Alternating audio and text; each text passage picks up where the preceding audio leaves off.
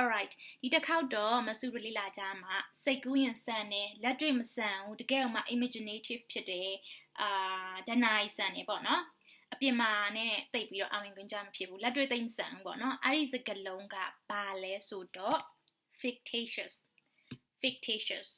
အားလုံးလည်းကြားဖို့မှာပါ fiction တို့ဘာလို့ကြားဖို့ရယ် right fiction ဆိုတာဝတ္ထုစာအုပ်ဝတ္ထုဆိုရဲဟိုကတကယ်လက်တွေ့မဟုတ်ဘူးလေအဲ့တော့ fictitious က adjective form ဖြစ်တယ် fiction က noun fictitious က adjective သူ့ရဲ့အဓိပ္ပာယ်က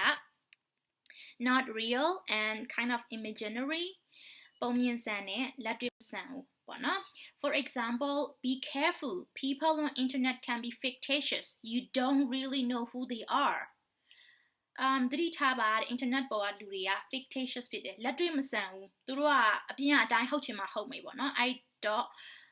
တတိထားပါ you don't really know who they are သူတို့ဘယ်သူလဲဆိုတာကိုနေမသိဘူးပေါ့နော် and the next one is I love reading supernatural fictions because I love fictitious characters ဒီ supernatural ဝတ္ထုတွေကိုဖတ်ရတာကြိုက်တယ်တဲ့ supernatural ဆိုတာတကယ်လက်တွေ့မဆန်တဲ့စာအုပ်တွေပေါ့နော်မှော်ဝင်တာတို့ဒဏ္ဍာရီဆန်တာတို့ like Harry Potter တို့ပါတော့ပေါ့နော်ဘာကြောင့်လဲဆိုတော့သူတို့ရဲ့ fictitious characters တွေကိုကြိုက်တယ်အပြင်အားနဲ့မတူတကယ်ကိုမှဒဏ္ဍာရီဆန်ပြီးတော့စိတ်ကူးရင်ဆန်တဲ့ဇာတ်ကောင်တွေကိုကြိုက်တဲ့အတွက်ကြောင့်မလို့supernatural fictions တွေကိုဖတ်ရတာကြိုက်တယ်ပေါ့နော် so ကျမတို့ lesson ကတော့ဒီအခုပြီးသွားပါပြီအဲ့တော့ fictitious ဆိုတဲ့စကားလုံးလေးကိုအသုံးပြုပြီးတော့ sentence မှာ